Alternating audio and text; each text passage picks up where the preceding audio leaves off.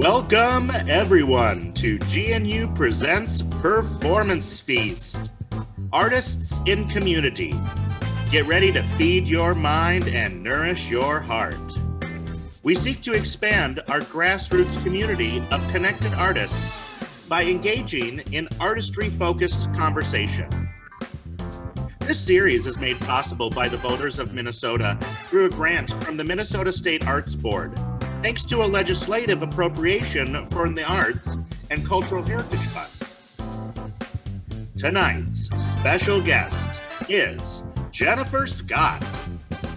Considered the finest jazz vocal improviser in Canada by her peers, her fans, and by the musicians who work with her, Jennifer Scott is an important jazz voice.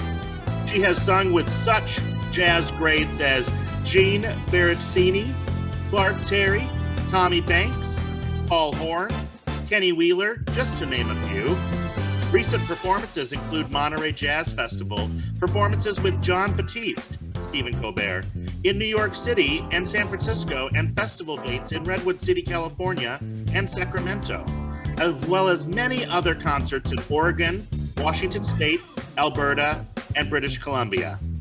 Jennifer Scott is an in-demand performer, clinician, and teacher of workshops throughout the USA and Canada. Let's give it up for Jennifer Scott. Welcome, Jennifer. Hey, how's it going? Oh, great. And without further ado, GNU's artistic director, the lovely Mo Field. Welcome, Mo, everybody. Hey, everybody. Take it away, Mo.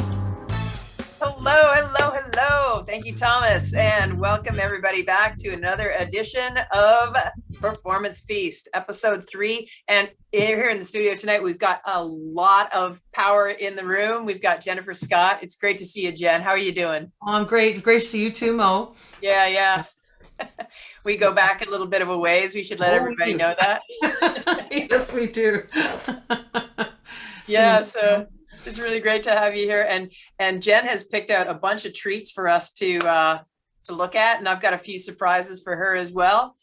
So for those of you who are new to Performance Feast, we're going to review a bunch of videos. We're going to analyze some of those videos, maybe some more in depth than others. We're going to talk a little bit about what it's like to be an artist, how important it is for us to analyze other great works and other great art in order to inform our crafts, in order to inform our hearts as performers and as musicians. So hopefully you'll be able to take a little bit of that inspiration back with you into your own world. Tonight, we're going to focus a lot on the jazz genre, as Tom has led us into this very well. And this is definitely Jen's specialty of many. I mean, she's talented in many, many ways, but this is where her heart sings the most, which is great. So before we start, I want to show you a video of Jen. So we get a chance to take a look at Jen Scott. So you all know exactly who you are sharing the world with tonight. It is the lovely and talented Jen Scott. Please enjoy.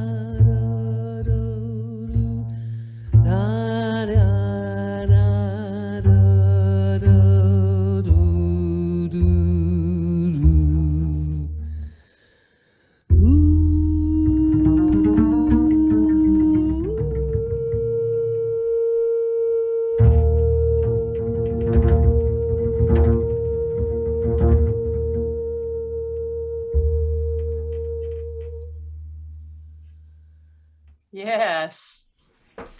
Yes. Beautiful. Memory. I said, bravo. Great, Gilberto Gismonti tune. Yeah, right? Not necessarily, it's not a vocal tune, but we turned it into that, so. Right? That's absolutely, that's amazing. I mean, I just love that the head of that song and in unison, you know, with the bass, well, not unison, but an octave. Yeah, it's super fun to do that, and of course that's my husband, by the way, on the bass, Renee.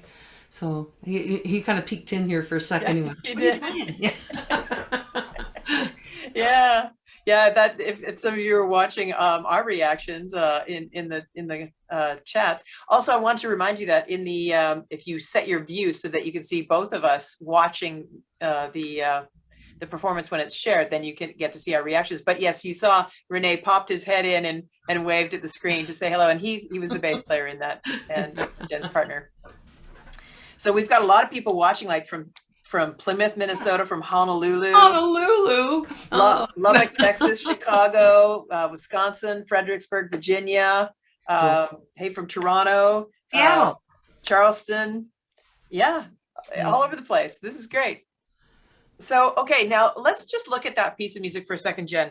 Sure. So clearly there's a lot of improvisation in there, and there's a certain kind of preparation for improvisation that we can talk about as well. Yeah. But the head of the song, which was basically, you know, you and Renee playing in tandem with one another. So how do you go about, and this would be a question that a lot of people ask about, you know, more complicated melodies or more complex melodies over top of chord changes. What is your process for memorizing the head of a song?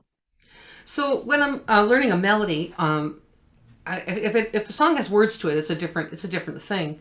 But for me, I have to learn it completely, like from the bottom up, roots to chords to melody. That to me is how I can really learn and absorb and maintain that memorization. And once I've learned a song like that, I pretty much know it for all of my life, which is very interesting. Like, so for instance, songs I've learned like that when I was in my teens and 20s, those songs are still with me. There's no question.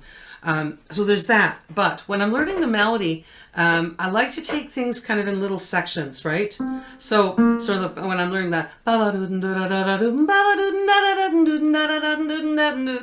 that first part, that part was really important for me to be absolutely precise about the pitches and knowing exactly what the notes were, like, so not just kind of going la, la, la, la, la, and just kind of guessing at it, because I had to really know exactly what they were, how many times I'm hitting ba ba da da da da da da da da da, you know, and going up to that octave part da da da da da, and then all of a sudden you start to learn the symmetry of it, like you hit that low note as many times as you hit the high note. So I kind of got that little bit of symmetry really worked well for me. And human beings, I find, work really well in 4-bar and 8-bar chunks. So if you can Life is a 4-bar chunk. Oh yeah, for me it is. And also when you're improvising, I know we'll get to that in a separate conversation, but for improvising, I like to kind of think of it that way. And then that's me being mindful when I'm learning. And then when I'm actually singing it, I don't think that way at all. I just trust that I've learned it. Otherwise it starts to sound very segmented and yes. Choppy, and I want it to be a flowing melody. Yeah, absolutely. And being able to deep dive in small chunks. I am much the same way as a learner. I will deep dive on a chunk, dive on a chunk, and then just kind of let it coast after that. Like you said, I remember it for life. Now let's get back to that other thing that you mentioned, you know, learning it from the root up. Now, a lot of people that sing in choirs and in vocal groups together with other singers, it's very much learn your line as it is a melody, and the chords, the relationship to the other parts comes secondary. It seems to be that people make that block off. I come from the other school where I like to know what the chords are and how I'm swimming in that entire thing. Now, what would you offer as a piece of advice to people that prefer to say, you know, I need to just hear my part alone? How would you encourage them to be able to open their mind to the idea of starting to learn about the chords? Well, it's interesting. When you're learning your part, it is in relation to the chord, and how you tune that is going to be in relation to which part of the chord you're singing. Mm-hmm. And I remember, like, way back in junior college, learning like from Peter Taylor, he'd say, do you know what note in the chord that is? And I'd be like, no. And I'm like, well, if I'm singing the sharp 11, that's a really, really important note. And it's funny I say that because I was actually singing a sharp 11 the other day, an ensemble piece. And I was kind of going, I'm singing the sharp 11. And that's why I mentioned it. So I think it's really important to know. Yeah. Even if it's a triad, it's like how you tune the third is really different from how you tune the fifth. So, and then hearing the root bass of the fundamental, right? That's going to be super important when you're tuning.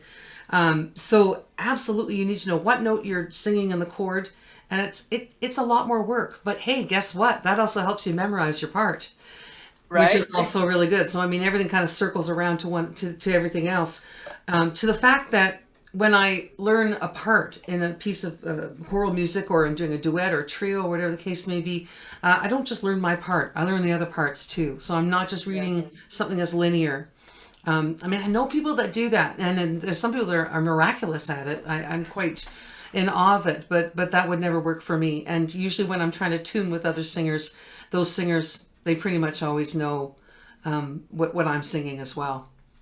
Yeah, knowing that, like, isn't it just so that it is about deepening your relationship to everything that's moving around you? Yeah, absolutely. Yeah, including like your like you said earlier, you know, learning the accuracy of your intervals as they relate to the chord. And it's funny that you brought up Peter Taylor. Peter Taylor, also an instructor that you and I share. We were both schooled by Peter Taylor and some of his crazy arrangements. Yeah, I think about him a lot. He had a lot of little nuggets of goodness, let me tell you. Did. That was a big one. He goes, you have to know what note you're singing. You got to know. And some people got it and other people didn't. Yeah, right. But what I loved about Peter Taylor is his passion. Oh, yeah, absolutely. His passion for making the music be all that it could be. Yep. Mm-hmm. Yeah. I would totally agree with that. And that is also why, you know, to do the deep dive, to encourage people to not be afraid of theory, not be afraid of the things that they think are their limitations, but to just be curious and investigative and go for it.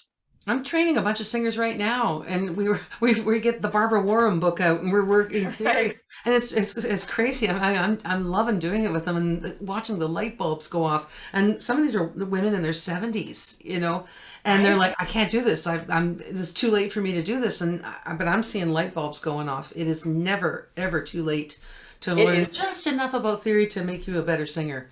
No, absolutely, absolutely, and it's just one foot in front of the other, isn't it?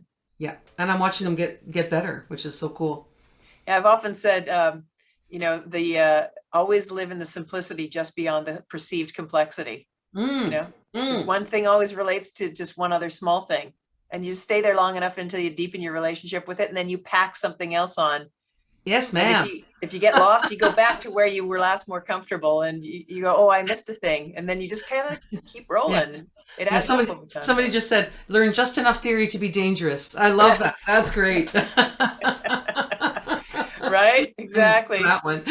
Also, when in doubt, also learn just enough theory that if you don't want to deal with theory, you can at least talk to other musicians and they'll know that you can respect the fact that that's their language. Yeah. So, especially learn that in recording, And make theory and make rhythmic knowledge a part of that too. I just wanted to just inject that in there. Yeah. Be able to, tap some rhythms and, verbalize some Absolutely. grooves.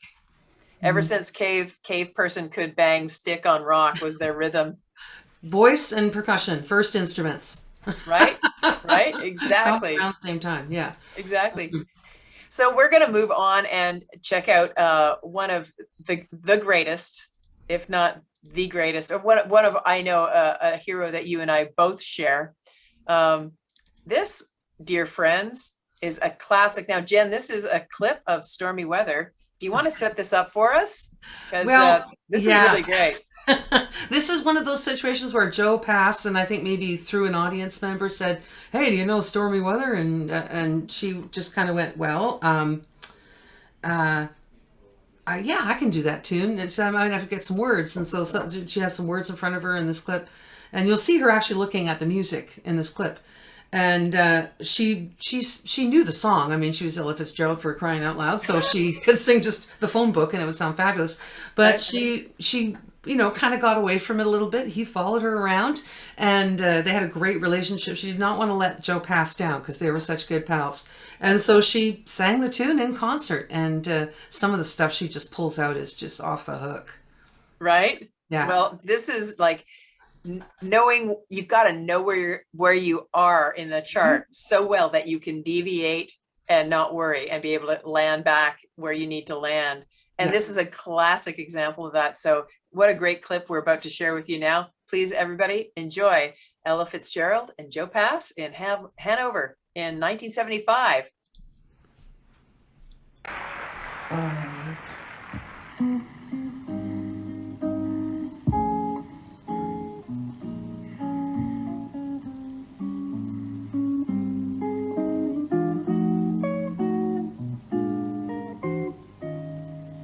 Don't know why there's no sun up in the sky. Stormy weather since my man and I ain't together. Keeps raining all the time.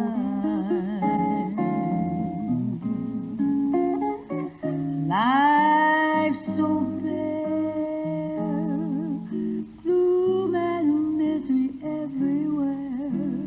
Stormy weather, just can't get my poor self together. I'm weary all the time, the time. So weary all the time. Since he went away, the blues walked in and met me. If he stays away, old rocking chair will get me. All I do is pray the Lord above will let me walk in the sun once more. Can't go on. Everything I have is gone. Stormy weather since my man and I ain't and together keeps raining all the time. Keeps raining all the time.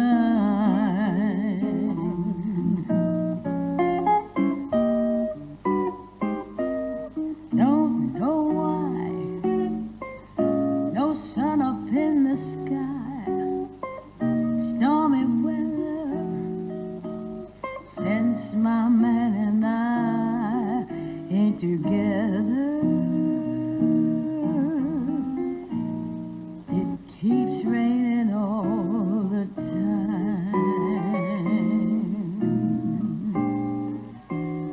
Life's so bare, gloom and misery everywhere,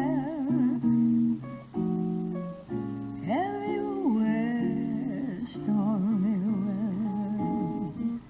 weather, since my man and I ain't together.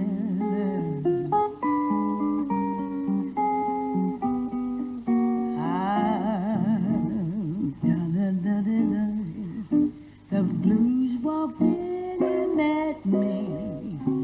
If they stay the way, oh, rocking chair will get me. All I do is pray the Lord above will let me walk in the sun once more. Can't go on. Everything I had is gone. Since my man and I ain't together, keeps raining all the time. Keeps raining all the time.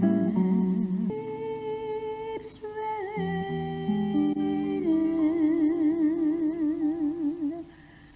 all the time.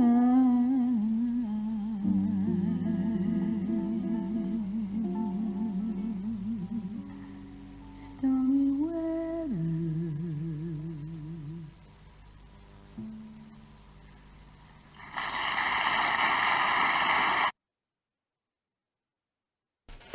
Oh yeah. Yes, yes.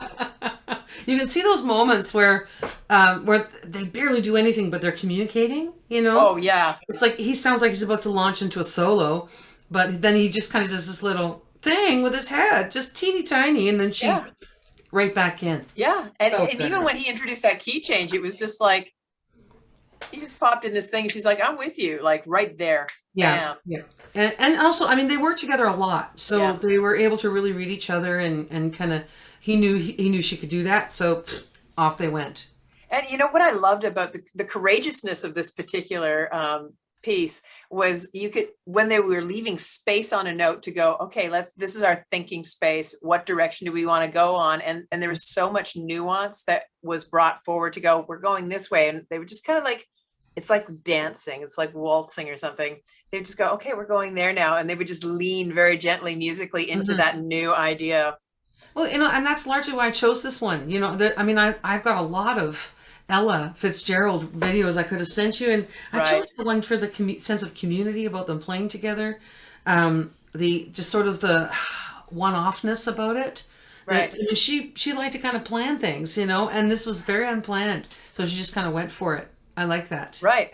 But she keeps her cool. He keeps his cool. And they just kind of let that moment be on stage so that they can move emotionally with it as well. Yeah. And one of the questions we had in the chat while this was playing that came up was, you know, how do you sing with emotion without getting over emotional? And I would say that there's two ways to look at this. Like you can get over emotional because you're overstimulated because you feel like you're caught off guard. And that's a different kind of emotion. But when you're actually having the emotion from the music or from the message that you're trying to convey, that's something completely different. So how are some of the ways that you prepare for stage when you're emotional? And have you had emotional moments on stage that you just had to say, I'm going with this? Yeah. Well, every emotional thing I've ever had on stage, I've gone with, because you don't really have a choice. That's one thing. Right? Um, You got to use what you got and work with it. However, never dedicate a song before you're about to sing it to someone who's recently passed away. Just don't do it. You like wait till after. I mean, that's one thing that I've learned over the years. But the most important thing, and again, it's just like the only way through it, or to it, is through it, if you know what I mean. It's like, and there are some songs that I've chosen because they've made me feel that emotional. Yes. And so doing that and getting through it, even if you have to sing until you kind of get yourself through it, you got to do it. It's very important. And that song, you'll always have that shadow memory of how that song has made you feel. You've got to kind of get through and just allow yourself to process that. Yeah, I'm totally in agreement with you. I mean, there've been many coaches along the way that have coached performers to just go to the edge, but don't go over it. And I'm not one of those people. I am one of those people. I say, when you're preparing this song, go over that edge all the time. And the more you cross that line, the more you make friends with the idea that you're having these emotions and they are less frightening to you. Because on stage, you want to bring people your drama, but you don't want to bring them your trauma. No, exactly. And that's why I said, don't introduce that song. Like I wrote this, like I have a song I wrote for my sister who passed away in 2011. And, it's not a song that I'm going to go, I wrote this song for my sister. Before you sing it. No, it's like, because, well, first of all, I wrote it in a different language, Portuguese, because I knew if I'd written one in English, I'd never get through it. Right. So there's that. Right? But, I mean, that being said, it's like, I still have those moments, but I knew that I had to write that tune, and it was is a big part of particularly my Brazilian band, when we play together. We always do that tune, and it's the most important thing for me to have. Even when I was writing it, and tears were flowing, and many times when I was rehearsing it, the tears were flowing. You get into the performance, and something will carry you through it. Right. It's like, it'll just lift you, and you'll always have that memory of how it made you feel. And I've never sung that song and phoned it in, No. I try not to sing any song that I'm going to phone in. Exactly. Yeah. And that's part of it. And part of that is like, I choose repertoire on purpose that makes me feel, because it's so easy to not feel and heal. Mm-hmm. And isn't it true also that the audience needs, from us as performers, they need to see what it is to have permission to have a feeling and not have shame. You need to recognize that. I mean, I forget who it was, a singer that said, it's our job to be vulnerable when we're singers. And I do believe that that's true. And I also think that there's an importance in allowing yourself to feel and reflect some emotional connection when you're singing. You don't have to tell people what it is. As a matter of fact, it's kind of better if you don't, because that allows you to create that circuit of energy between them, and they're allowed to process whatever they're going through, or whatever emotion that they would need to reflect in that moment. Right. Like the lyrics might give you a hint, but it's really, the mystery is in the music, if you ask me. Yeah, that's your story will create your emotion, and then their emotional response will also create their story, and you'll get that from them, which is so cool. Absolutely. Well, with that, this is a great segue, because the next thing I want to show you, one of my favorite singers, Lisa Nilsson. She's Swedish, of course, since I've spent so much of my life in Sweden. This is live in Paris. And again, it's one of those things. Does the music tell you what this emotion is? Probably does. Let's just give it a listen here. This is Lisa Nilsson, live in Paris. The lyrics, the name of the song is Säg det igen, which in French would be Dis-le encore. Very poetic in your language. And it goes like this.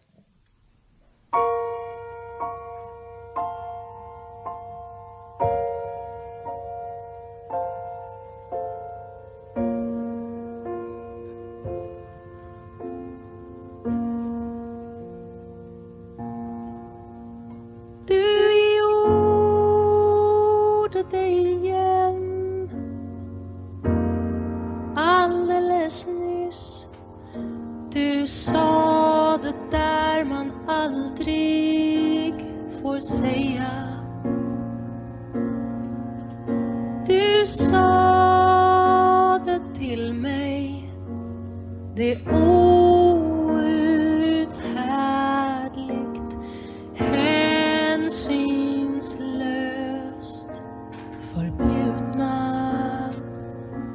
Du sa jag älskar dig. Jag älskar dig. Och jag älskar dig.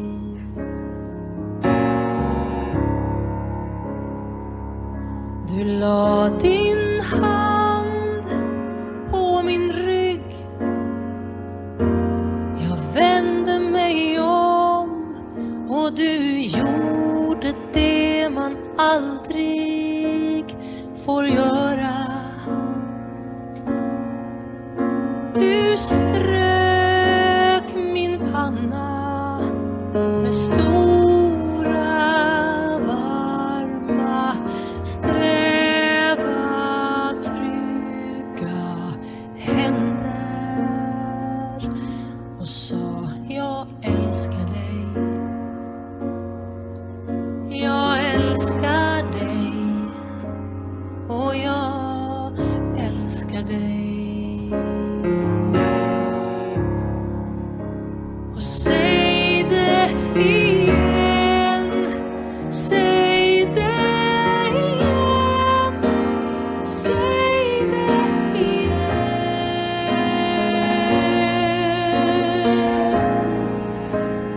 Jag vill höra, så säg det igen, säg det igen, säg det igen, säg det igen, säg det igen.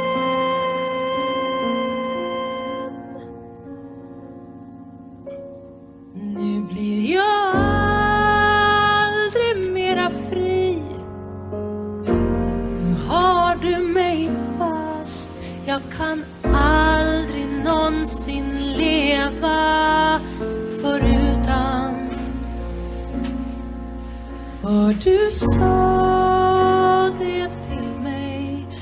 Det har längtat hela livet att få höra. Du sa jag älskar dig. Jag älskar dig och jag älskar dig. Så säg det igen, säg det igen och säg det igen.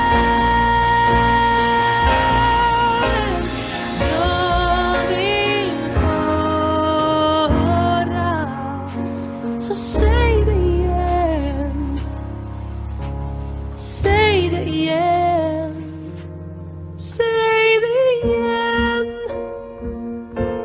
säg det igen, säg det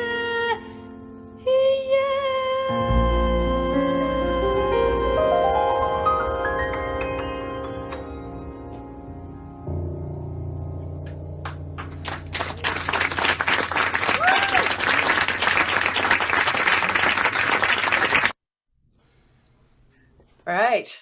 Wow. I That's thought you'd like that.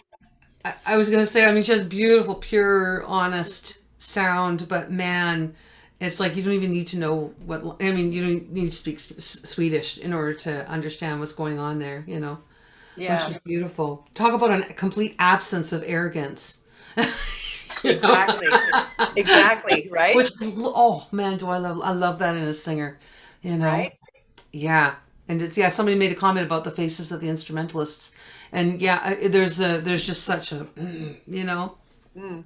a I don't know if visceral- anybody noticed, but the piano player has a white cane beside the piano. Oh, I did not notice that. Okay. So talking about, authentic performance, it's like, this is yeah. how I feel in music, right? You're a beautiful player too. So sensitive, Oh, very sensitive. Yeah. And it does create a lot of mood. Now, here's a question for you. A small club, clearly, in Paris, a small club there. Playing in small clubs changes your idea of what intimacy is. And a lot of choral singers sing in very large environments. True. How do you think they can manage to bring that intimacy into a larger space? Do you have any ideas about that? Oh, that's a good question. I think that is interesting. When I was a kid and I used to perform, and we all did with a hairbrush in the mirror. There's that. No, I never did that. or tinfoil on a wooden spoon, or whatever your tool Right. was. But I mean, the idea behind that is that there's a personal quality of performance, whether you're doing it as a solo or whether you're doing it as a large ensemble. And a lot of us imagined being in these stadiums singing to thousands and thousands of people.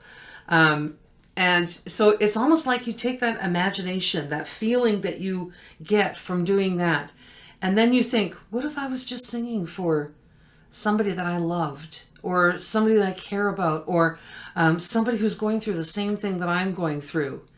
And that imagination becomes part of that. It's like when I've been singing in rooms and no one's listening, I think, well, what if Joni Mitchell was in the room, And I've actually had that feeling, like when I've felt like I'm not being listened to. And it's interesting when I get into that mindset, I can actually shut a room up, which is really interesting. I've had exactly that same experience as a director. Oh yeah. Like, think about it. Directors are the only musicians on the stage that are not making a sound. Yes. That's right? very true. Yeah. But have the music absolutely fully running completely through them. And that energy cue is the thing that people pick up on.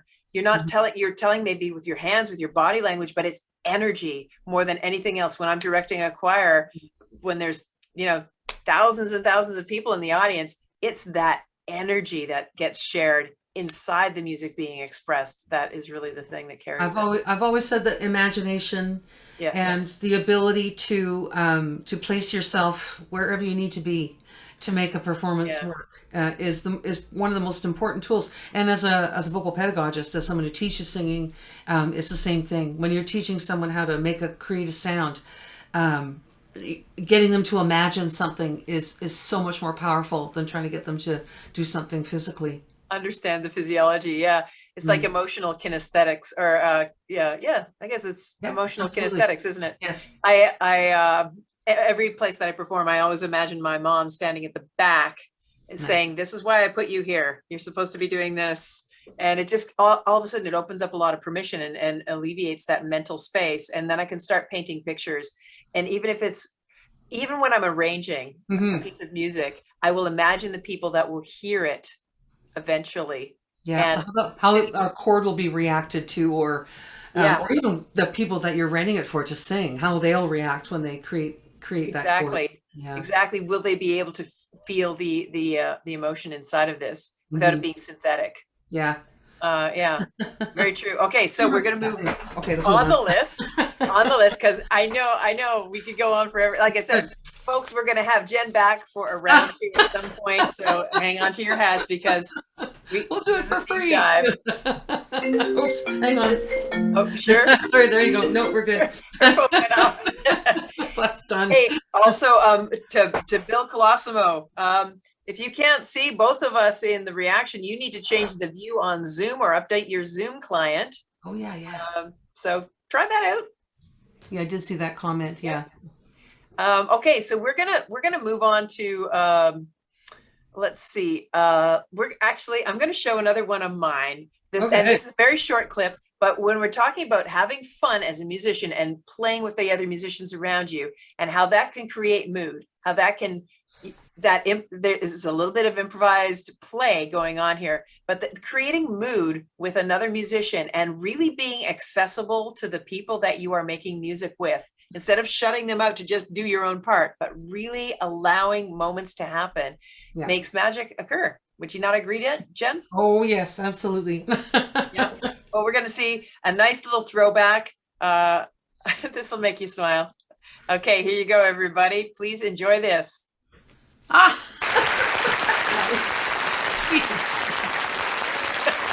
I knew you'd like it. Ballerina. Oh, boy. You were just sensational. Thank you very much, Tim. Hey, I didn't know you played the guitar. I don't, You don't? but you do. I do. Would you play something? I'd love to. One condition. What? You sing with me? I can do that. What do you have in mind? Well, how about a bossa nova? Bossa Nova. Nova? Bossa nova. It It's is- easy. It is easy? Oh, it is very easy. It is easy for me? It is easy for you. What do I do here? It's You- nice and easy? Yes, you only sing one note. What note I sing? You want some chewing gum, Yanni? E flat. E flat. E flat. All right, lay it Like on that? me here. Ba, Ba, ba, ba, ba, ba, ma, ba. ma. I got it. All right. It's easy. It's easy. I will tell you when to start. You tell me when to start and Yes. you give me the note. I give you the note. All right. Let me get out here so they can see you. Ready? You got your note? No, but I'm ready. Try it again. All right. All right, now. Wait a minute. Yes. I tell you. Yes. Now. Ba, essa aqui este sambinha feito numa nota só. Ba, outras notas vão entrar, mas a base é uma só. Ba, esta outra é consequência do que acabo de dizer. Ba, como se a consequência inevitável é de você. That's enough. Quanta gente existe por aí que fala tanto não diz nada, ou quase nada. Já o meu inteligente e toda a escala no final não sobrou nada. Não deu nada. Ba, e voltei pra minha nota, como volto pra você. Ba, o cantar com minha nota, como eu gosto de você. Ba, e quer todas as notas, em mi, fa, sol, la, si, do, ba. Fica sempre sem nenhuma, fique numa nota só. Rhythm.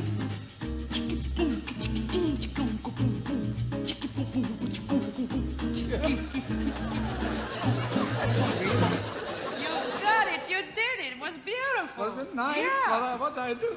You sang ba. Ba. Great. That's- Ready for the big finish? Oh, you can Yeah. bet your sweet cheeks.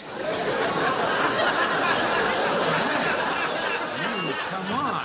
I'll do that. Okay, it is all right. Wow, wow, wow, wow. Wow. Doobie doobie doo.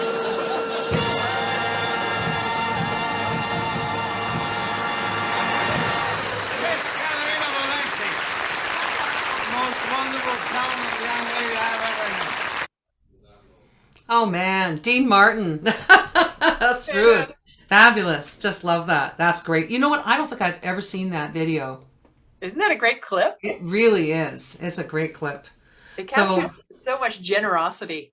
There's that. I mean, and the timing, right? Even when she's telling him when to sing and not to sing, she's doing it in the beat. And there's just, and then he's like right on it. It's like, you know, oftentimes he came across as like he was inebriated. In fact, he rarely drank in Yes. real life. That's truth. But he had that whole thing going on. But the king of timing, man, Right? just so cool. Yeah, Isn't that so cool? yeah. What Very was her cool. brother's name? He was a wonderful artist too, if I Are recall. you thinking of Juan Gilberto? But I think he was her husband, not her brother. Yeah, I So think I don't he know was husband. Yeah. who her brother was. But if her brother was an artist, I'd sure like to know about it. Yeah. That would be great. Mhm. So, okay. So we're going to segue on just because Okay. we've got so many good things to watch and we've got Yeah. like 15 minutes left. Oh no! Oh, I know it's gone so quickly.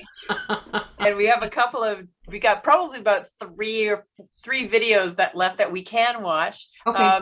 So do you have one of yours that you've given me that you want to call up right now? Well, we have to play the Cecile McLaurin Salvant, but do you want to save that one to the? We can say that to the end or Okay. whatever you want. Well, we just did some Brazilian, so let's leave the Joycey. How about the Sage one? What do you think? All right, yeah, let's do that. That's a good idea. Okay. That's a great idea. Okay, so folks, we are going to just jump right into another video here. And if you have questions, please do leave them in the chat and we will try to address some of those things. The idea is to make sure that you all are getting what you need out of this. But I got to tell you, it's fun to watch some of these videos. They are so good. So here we go. Please enjoy. Sage.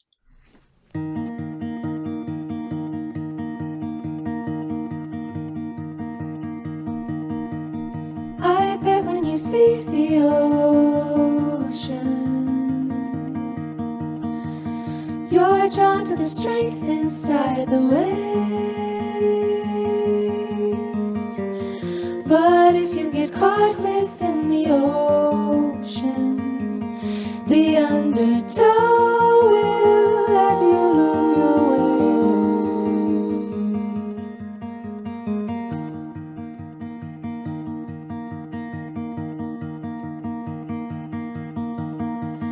I bet when you reach the ocean, can't wait to sink your toes into the sand. Instead you will sink into the ocean and watch your heart pull slowly from your hands. Oh.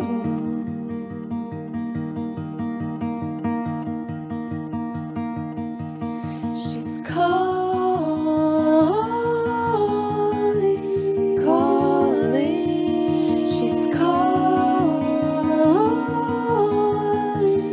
calling. She's calling, calling. She's calling.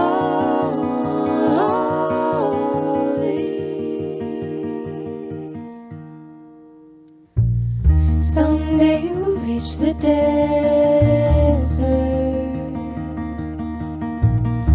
held by the warmth within the skies. Breathe in the exhale of the desert and see yourself reflected in her eyes. The moment you reach the desert, you realize she's been singing a song of life and love. She's been singing a song of life and lives. You're singing with the desert. You've always known the words to sing along. You have a voice, you have a voice, you have a voice. You're coming home where you belong.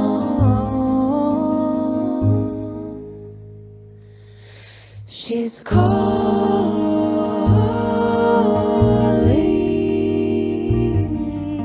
She's calling. Oh, she's calling.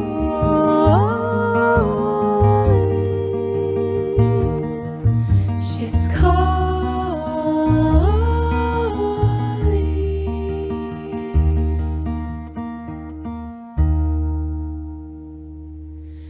She's calling, calling. She's calling, calling, calling.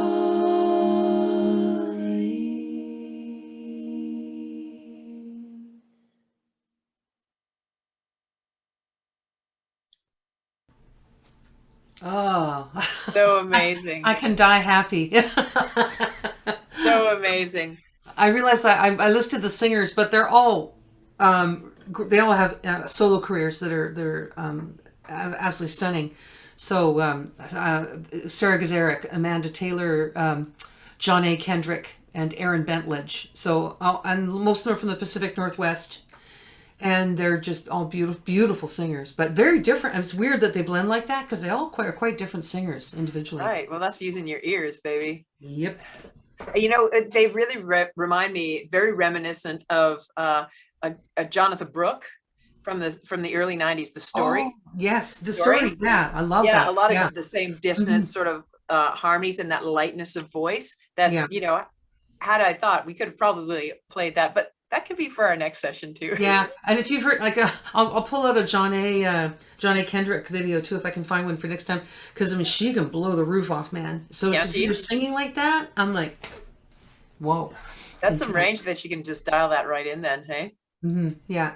Like selflessness, just like that's what I was part of the ensemble. That to me is such a huge thing, and even if I'm the solo singer and I'm playing with musicians, it's I don't want it to be all about me. I want it to be, and that's why I hire people that I do, is because they're part of the interaction. It's right. That's so important. Yeah, and there is that.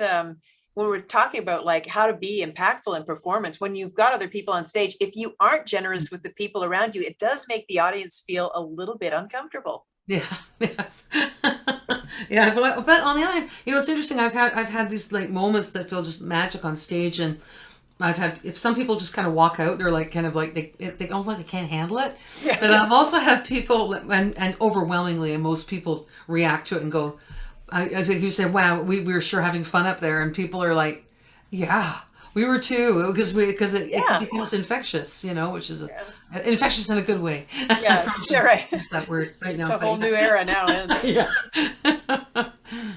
So I'm gonna lay on you an ensemble piece as well.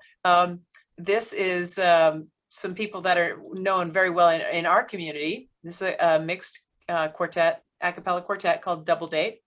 Barbershop quartet. This is in Germany, was taken in Germany. This song for me is originally written in French, usually doesn't work in English, but I have to tell you, this is just really wonderful. And I'm really happy to show you this, Jen, for the first time, that you'll see, some of this particular approach to the craft. So here we go. Yeah. Now, this is emotion in music for me.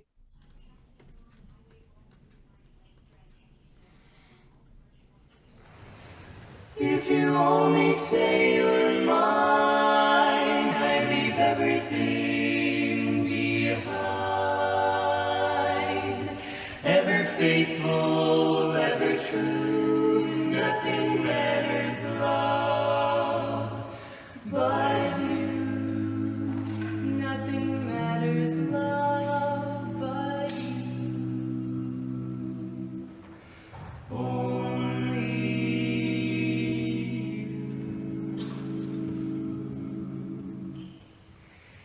If the sun should tumble from the sky,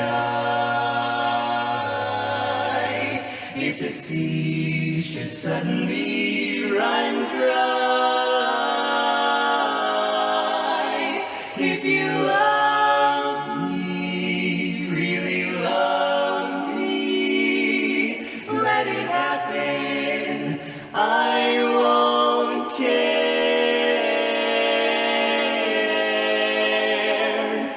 It seems that everything is lost, I will smile and never count the cost. If you love me, really love me, let it happen, darling, I won't care.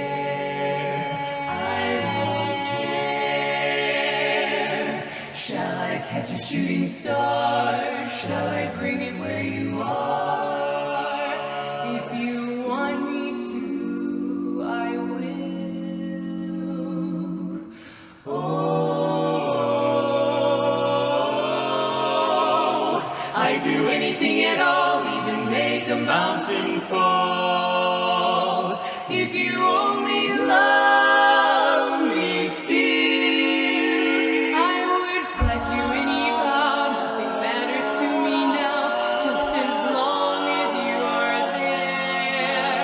you can set me any task, ask, I'll do anything you ask. If you only say you care. Oh, my love.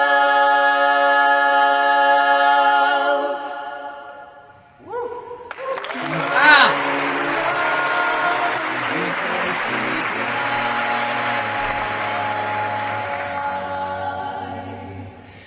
Even death, it would mean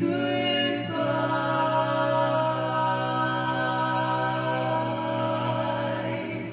For you love me, truly love me. Keep on smiling, I'll be there.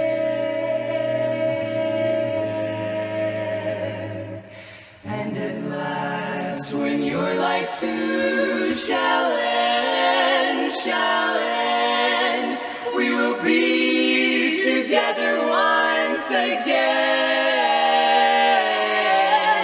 If you love me, really love me, then whatever happens, I won't care.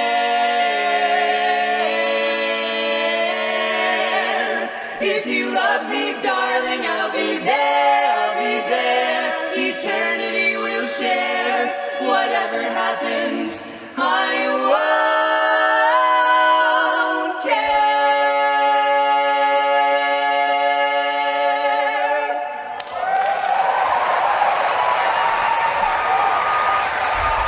All right, so there's that. oh my God. So just one thing that, it's interesting because oftentimes when I listen to barbershop, especially when it's not at this level, Right. it's like the emotional range just tends to not be there. And Right.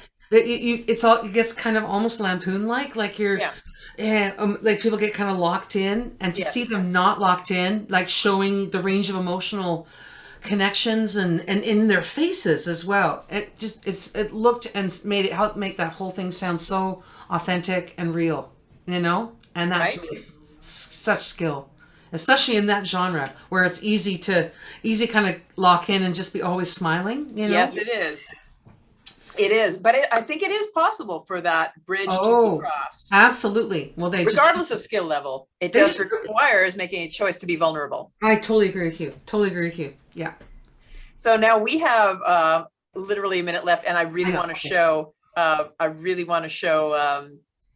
Cecile McLaurin-Salvant. I'm just gonna say she's my favorite singer out there right now. I'll just put that. Just tell you. Just hands Okay, I think everybody's going to really enjoy this. I love her. Here we go, everybody. We're jumping in.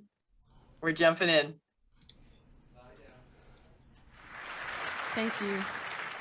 This is a song I wrote called Moon Song.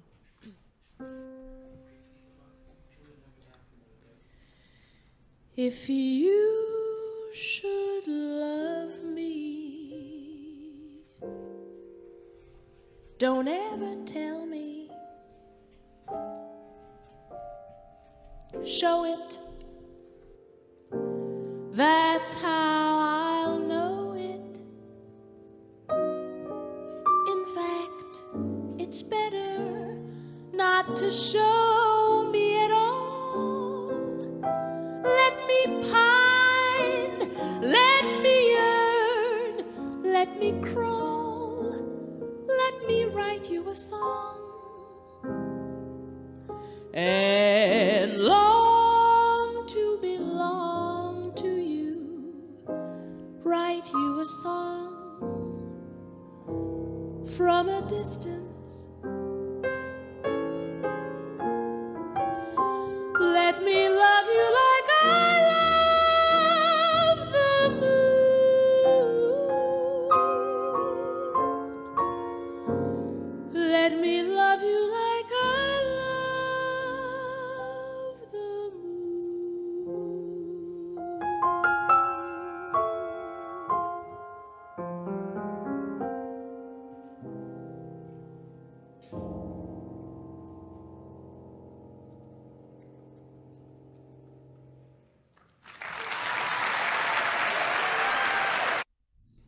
Did you need to hear anything else? Like, let's like a minute, you know? Oh my God. Yeah. Like if that doesn't round up the show tonight, I don't know what does. Wow. Yeah. I don't even know what to say. I know, like I'm looking at the otherworldly. What's her name? Wow. I'll type her name in while we're talking. Yeah. Cecile McLaurin Salvant, and Jen's going to type that in. I will. Everybody, first of all, let's give Jen a warm round of applause Oh, for thank you. brilliance and joy that she's brought to us tonight. Yeah, see, Mwah. people want to hear more from Jen. This is great. Yeah, I got lots more where that came from. There is. I have a feeling we could do like a weekend of this, dude. I think that might be in our future. I think so. Jennifer, thank you so much. Is there anything you want to leave with our audience on your way out, your parting shots to give us the inspiration until we see you next time? Peace, passion, don't stop singing. It's the best thing in the world you can do. That's all I got. Yes, ma'am. Yes, ma'am. Thank you so much for being here with us, Jen. What an absolute joy and treat it is to spend time with you. My pleasure. That was a real pleasure. Yeah, and I love you, Mo. I'm so glad to reconnect with you. Yeah, I love you too, pal. We'll see you on the next one. Sounds Thanks good. so much, Jen. Okay. And now we're going to go back to Thomas, who's going to fill us in on what's upcoming. He's got some more housekeeping for you. Please stick around, folks. We've got some announcements and some other things for you coming up soon. That's it from me. That's it from Jen. Stick around, folks. We've got some housekeeping. Awesome. Thank you, everybody, for coming. We have a quick poll that we are going to launch right here. Please stick around and fill out the 5 simple questions that we're going to ask. As well as this series is made possible by the voters of Minnesota through a grant from the Minnesota State Arts Board, thanks to a legislative appropriation from the Arts and Cultural Heritage Fund. If you'd like to follow the GNU, please follow us on Facebook, Instagram, and Twitter, GNU Sings. Thank you again to Jen and Mo for a wonderful evening. And yeah, everybody have a great night. Good night, friends. Thanks again. This has been GNU Performance Feast, Artists in Community.